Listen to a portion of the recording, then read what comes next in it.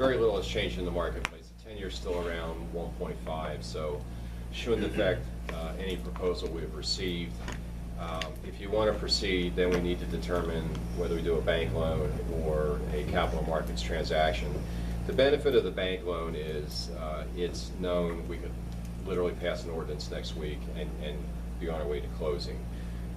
We still need to do the tax-exempt refinancing, and if we did a bank loan and a bond issue, they would be two separate transactions, so that $50,000 we talked about earlier would go away. I think the best strategy would be to combine them, a taxable and a tax-exempt, come back with an ordinance to approve both, go through the rating process, get bond insurance for both financings, and over that time frame we can work through what underwriter you want to use and try to better pin them down on exactly where they're willing to commit to selling bonds in the marketplace. And you can use both. I mean, you can split it and say we're going to use both firms. There's no magic answer. I think to Commissioner Litz's concern at the last meeting, do you want the same firm issuing debt that manages your assets? While we don't see it as a conflict, it's certainly an issue. If you view it as a conflict, we can deal with that. So we're still in the $11 million savings. We have an opportunity maybe to address in the next 5 years or so some decrease in taxes or fund some of the unfunded priorities that we have on the table. That's correct, yes. And I guess it's a philosophical, we'll go back to that word, whether or not you consider this a debt that is owed, soft versus hard. Yeah. And also, and I'd put that to our controller and our treasurer, how they view this $24 million in pension debt or obligation. Do you consider it? I'm sure if I'm a pensioner, I would hope that you would be considering it. You would hope the answer is it's a hard cost. Yeah, exactly. And so that's where I'm a little bit, I'm not gray on it at all, but what do you? It's a hard cost in my opinion. I think it's an obligation. There's no way around it. And if we don't do something, either through this process or continuing to pay the way we pay now, we're just continuing to kick it down the road, and someday it'll become more unmanageable than it is now. Yeah, we view it, you certainly have a contract with your retired employees and current employees to fund their retirement benefits. That is an absolute hard cost. So to suggest that the way you fund that is optional is a little bit of a stretch of logic, but clearly you are not contractually bound to fund it on a year-over-year basis, but over time you do have an obligation to fund it. I guess I'm looking for a clear list for the county commissioners. One bond might be paid off next year and another bond paid off 5 years from now. So which bonds, as we pay back on this bigger bond, how do I know what the money's for? It's very... Well, you don't have a lot of debt outstanding, so it'd be very easy for us to create a very straightforward spreadsheet that showed you principal and interest due each year to the end of each loan. And at the bottom, we can give you a description of what that outstanding issue has done. So if it refinanced it, in this case, the 2011 Honeywell project, would just be a little text box that says 2016 bonds refinanced 2011 energy project done with Honeywell. So if that's the kind of cheat sheet you're looking for, we can do that very easily.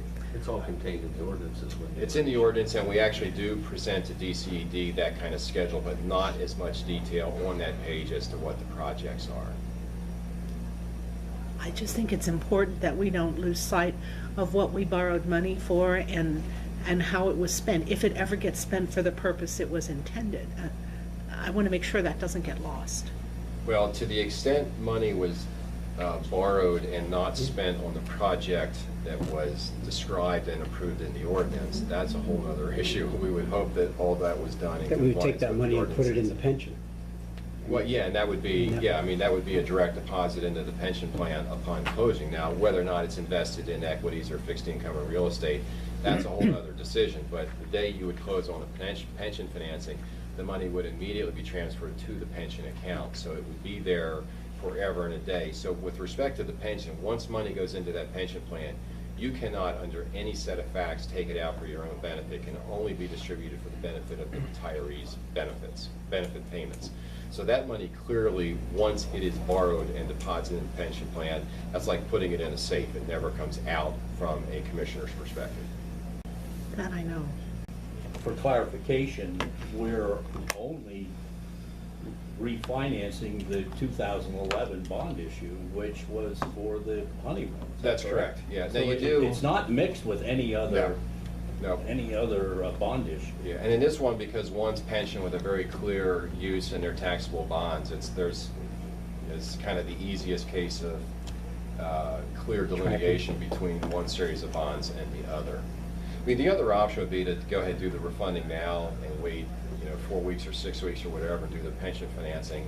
But then we're into 2 ratings, 2 legal fees, everything is double, and we just would prefer not to pay extra just for that kind of clear distinction. I think we can create a very clear distinction and separation of borrowed monies and application of those funds without duplicating costs.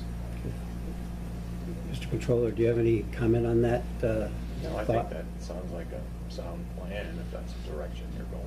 Sally?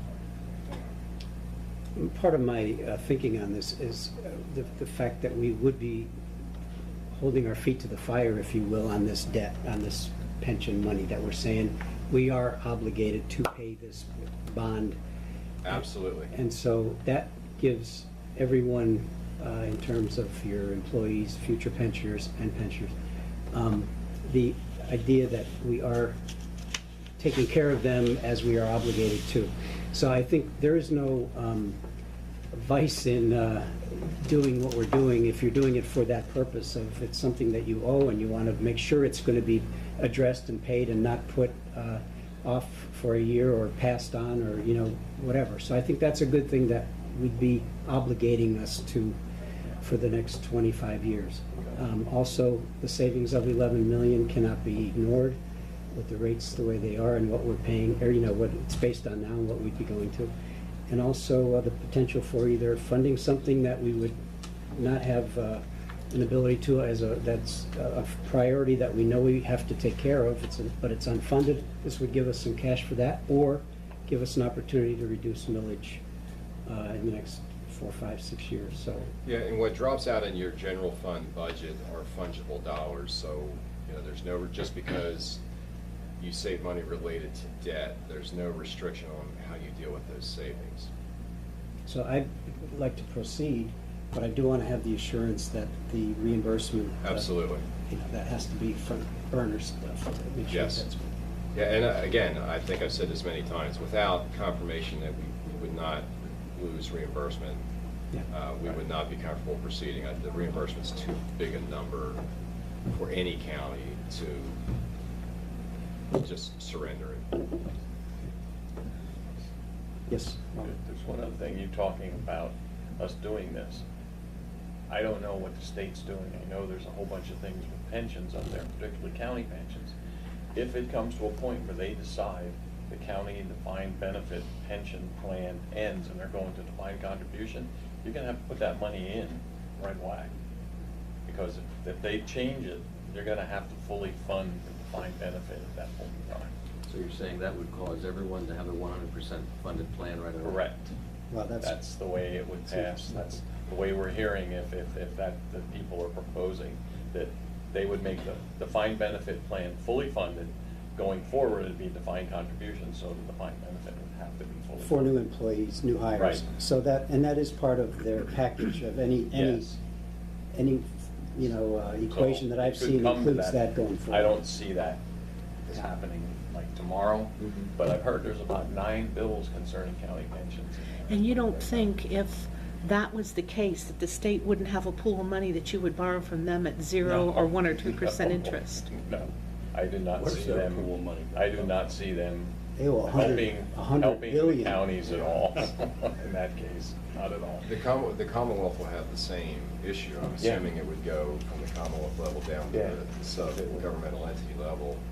Their number's staggering, just to handle Much PSERS. more than ours. Yeah, it's a big number. I So- would be stunned if there was a less than market rate pool of funds available, and given where rates are, I think their argument's gonna be, money's cheap, go take care of it. So if that were the case, it would become essentially a balloon payment for everyone on their pension. Absolutely. I recognize there is some additional risk to the county by doing this. However, as has been pointed out, we have in excess of 100 million in the fund now that's out there on the street and is vulnerable to the market. So, you know, what would our backup plan be if that was devastated or crushed? Obviously, there is none, except we would have to pay more money. I'm very concerned about, and I recognize that there are, quote, some unfunded projects looming out there, but I'm very interested in giving our taxpayers some relief. So, you know, there are two inviting things as far as this proposal for me. One is $11 million in savings, which is obviously if everything goes well. Right. It's not as obvious as refinancing your home mortgage. And also the possibility of some relief for the taxpayers, because I voted to increase the taxes significantly because that was part of what I felt we needed to do to right the situation that accumulated over a decade probably. And it fell on the shoulders of this board to rectify the things that had happened over a long, long time. And it's not an easy position to be in, and it's not an easy decision for any of us to make. But I have to, you're telling us that the $11 million in savings is there. You know, I looked at the tables that you provided, and it's these actuaries really have some cumbersome ways of calculating things, because how you can go along with a savings of a few $100,000 and then all of a sudden you have to pay out a significant, just doesn't make sense to me. I can't calculate that, but I really want to be able, for the 2017 budget, to lower that tax obligation. If I can't have that happen, I really would not want to do this. That's where I am. That's the final motivating factor for me. Again, you know, assuming, you know, we get in and out of the market on both the tax exempt and the taxable financings at rates that we've assumed here based on representation from underwriters, your reduction of pension/debt service in 2017 should be about $1 million. So that's, you know, I think that's a number you can at least use conversationally as you think through this process. That should not change by much in the coming weeks. We just don't see much in the market that's going to change quickly if we proceed with this. And frankly, if we got to the day where we're supposed to go in the market and there was a significant change in interest rates and other assumptions, and the outcome wasn't what we thought it was going to be, we're not obligated to proceed. If I may just try one more time to put this as succinctly as I can. Cedar Haven was sold to write the pension plan. The taxes were raised partially to write the pension plan. Now there's a new aspect to loan money to write the pension plan. And the people are saying, when is it going to end? The level of trust is small. A carrot has been dangled. Well, maybe we can reduce your taxes next year by, if I'm hearing right, maybe $1 million at the most. No, not $1 million. If he said a tenth of a mil. But the point is, it's not absolute, and I think people are going to hold your feet to the fire to do that. You're taking an awfully big risk. I don't think you should do it. What do you mean by the people who are going to hold my feet to the fire to do that? Because the carrot has been dangled, we'd like to reduce the taxes. You dangled the carrot, essentially. I didn't say that. I said that it's something that I would look at. and so did Commissioner Phillips, so I heard it from both of you, and I just feel that our Well, feet will be held to we the had to fire. defend ourselves since you brought the entire Democratic committee into our meeting room. I didn't so- bring them. No, I know you didn't, Commissioner Litz, I know. I know your modus operandi, okay? Everything is political for you. For me, it's about the county and righting the situation. It's not political. I'm not gonna run for governor or state senate. I'm perfectly content being a county commissioner, and I wanna do the best job that I can as a county commissioner. Good. And this isn't dangling carrots. This is about trying to do the best thing at any given time with what we're dealt and, or what the opportunities are. So I'm not looking at this as trying to, throw a bad direction, but the pension obligation was pretty severe, and all the things you mentioned were partial things in the right direction, which we have tried to address. So this is to be the final phase of that addressing of the pension deficit.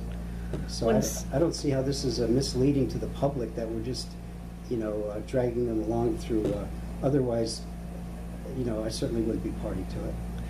I don't ever remember any of this discussion when the sale of Cedar Haven was on the table. It just keeps getting added too. Well, How would this be discussed during the sale of Cedar Haven? If I might add, the sale of Cedar Haven was done with the primary motivation of eliminating the general fund support/contribution to Cedar Haven, which was running several $1 million a year. The pension cost was a separate line item in all of that calculation. So if I remember correctly, we were up to about $4 million a year subsidizing Cedar Haven operations and capital. So the sale of it, one, eliminated the need to subsidize it. Two, created a pot of money that was used in part to fund the 2014, well, in whole, the 2014 and 2015 ARCs, as well as deposit $10 million into the plan to raise the funding level from 70% to 81% or wherever we are today. So the $24 million unfunded liability that we're talking about today really is $10 million less than it would have been if you had not taken $10 million out of the proceeds from the sale of Cedar Haven. And I respectfully disagree. The subsidization of Cedar Haven could have been eliminated simply by having the same company manage Cedar Haven for us. They included the pension plan, so there would have been no more subsidization.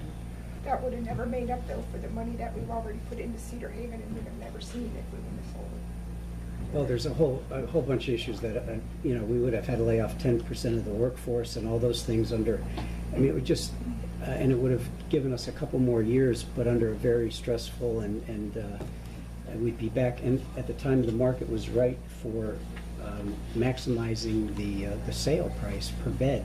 So there's a lot more. It's not as simple as just the we could have avoided, and we have taken a lot of steps in a solvency or direction of securing our finances, and I can't imagine where we would be if we had not taken those steps. So I'm sorry, I disagree with your revisionist history on that, or recollection of that, but the facts speak for themselves.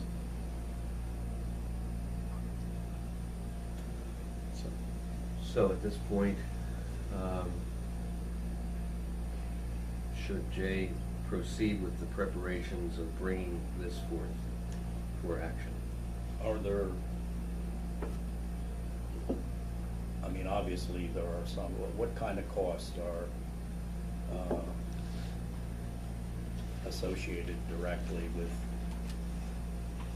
pursuing this but having a little more concrete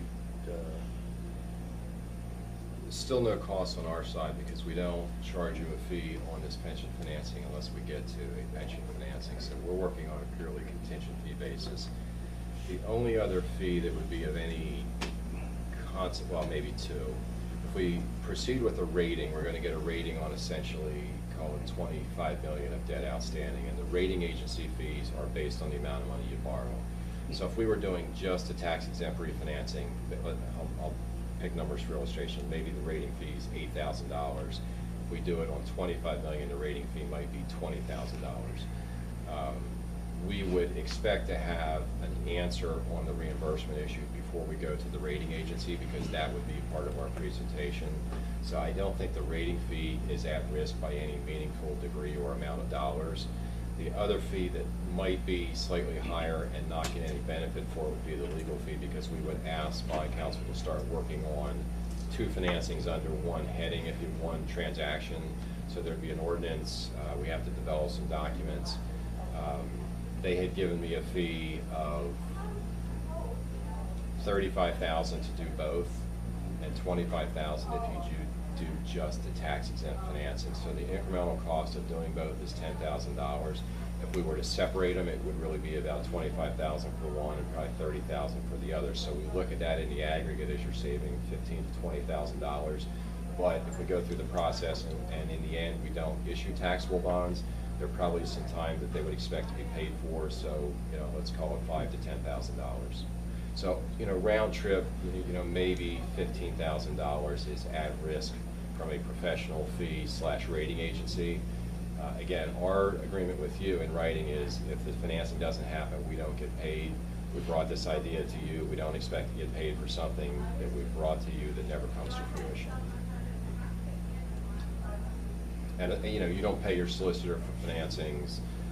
The other fees, the paying agent, the printing, all of those are at the back end. They're relatively modest fees, a couple $1,000. So we don't see I don't see us putting you at risk for spending professional fee dollars for something that we can't get to a conclusion. Would any of that, though, take place prior to them taking action? Well, Do you the action... need an action No, not really. to commence any of that? No, we're going to create another ordinance, so that's, the action is a result of the ordinance. So there's a little bit of legal time there. We've already adopted one ordinance for the tax-exempt financing. We're essentially going to replace that with two financings in the ordinance. But again, it's not meaningful time or dollars. And I don't mean to speak on their behalf, but from experience, it's not a meaningful cost just to craft an ordinance, particularly in that we have it. Right. Plus the advertising. There is another advertisement, that's correct. And I don't know what the local ad, I know some papers are relatively expensive. It's a few $100s. Yeah, so there are some papers that are a few John will get us thousand. a special deal. The reimbursement that we're now getting because we funded the pension fund and that meeting the ARC, which we didn't get before, which is also something that we can calculate in as putting us at risk and money lost forever due to not funding the pension for the time that we did. But is that reimbursement calculated in the 2016 budget, or is that Yes. part of the Yeah. budget? Okay. And in total, that's about 1.15 Right, million. significant. It is very Yeah. significant. Again, that's why we would not want to proceed without an understanding that Assurance. else would be spent. It's about just short of 40%. Yeah. So on the unfunded portion, it would be, the same allocation. The unfunded portion of your total ARC is about 73%. So in easy math, I took 73% of the 1.15, came up with 845,000, which is the money that we're talking about at risk on reimbursement. So said it otherwise, if you finance the pension and we could not get reimbursement on the unfunded portion, you would still receive reimbursement on your normal cost contribution. So it's not all at risk, but it's a significant percentage of it. Who provides the assurance, and is it in writing? We had it in writing years ago, so we just have to go back and make sure that they're still willing to And who did it come honor. from? DPW, and we would go back and That's human services. Yeah, DHS. DHS, sorry. The You gotta emails stay from current, DPW. eh? And we had met with, I don't know, 5, 6 people, finally got passed to somebody who had the authority to say yay or nay. So, it's probably not a one phone call process again, but I think it's very important to get to the bottom of it. Well, just for clarity's sake, I would be happy to work to fund it to the 100%, take the savings of the 11 million and take the next 4 or 5 years, whatever that would be, starting next year, and deal with it as a tax decrease rather than unfunded priorities, as I had, we could do either. But I would say I'll take off the table the unfunded priorities and say, let's do some tax decreasing for the sake of the taxpayer with the savings. I know it's hard to project, but again, the professionals in the room, there's a heck of a lot of building going on in the county. Do we have any idea of increased tax? And he doesn't really know until closer to budget time where he can take the added values. Yeah, the added value. So to proceed. Is that right? Yeah. You okay? Proceed? And prepare the, No? Proceed. One issue we did not discuss that would need to be included in the parameters ordinance is, we don't want a bank loan, a capital markets transaction, and if we want a capital markets transaction, which firm do we want to use? oh, And I don't need that decision today, but, again, in our analysis, the capital markets transaction is significantly better. If you would like, we can go back to both and ask them for kind of a final dress up and see what the result is, and then make a decision. I would say go back to them because it's not gonna get any worse, it can only get better. You would think that the pencil gets sharper, yes. Beginning, but there are variables toward the end that. Yeah, and particularly stretching it to 25 years. I mean, they gave us a cap of 5 3/4, so you run the risk that from years 8 through 25, it's always 5 3/4. Now, in there, we could refinance at any time, but who knows where rates are gonna be. The capital markets transactions would have a 10-year call, so you would have fixed debt for 10 years. You could refinance thereafter. It just seems to be, and I was a bit surprised by it, but it is, the capital markets is a better transaction. And I think there's, a little bit of competition going on there too. Yeah. So Yep. that's always good. All right, so let me get that dressed All right. up and report back also.